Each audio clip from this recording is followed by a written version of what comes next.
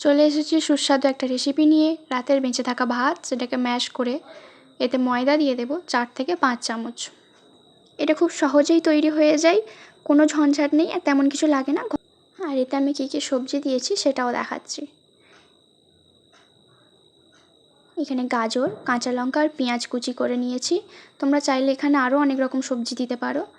তো স্বাদ মতো নুন, হাফ টেবিল স্পুন চিনি আর একটু অল্প অল্প করে জল দিয়ে ভালো করে মাখিয়ে নেব।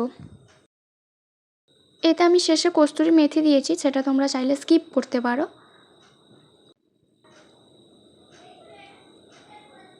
ব্যাটারটা কিন্তু খুব বেশি ঘন বা খুব বেশি পাতলা হবে না।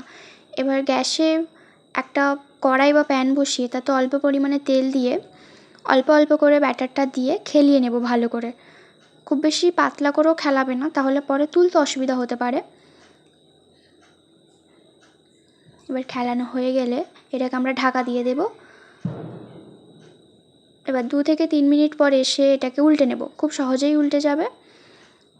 এটাকে আবার ঢাকা দিয়ে দেব। 2 থেকে 3 মিনিট পর উল্টে দেখবে একদম হয়ে গেছে, এটা রেডি। কি সুন্দর হয়েছে তাই না? এরকম একে একে আমরা সবগুলো করে নেব। তাহলে রেডি হয়ে গেল আমাদের সুন্দর একটা সুস্বাদু রেসিপি। খুব এনজয় করো আর নিজেরা বানালে আমাকে অবশ্যই কমেন্ট করে জানিও।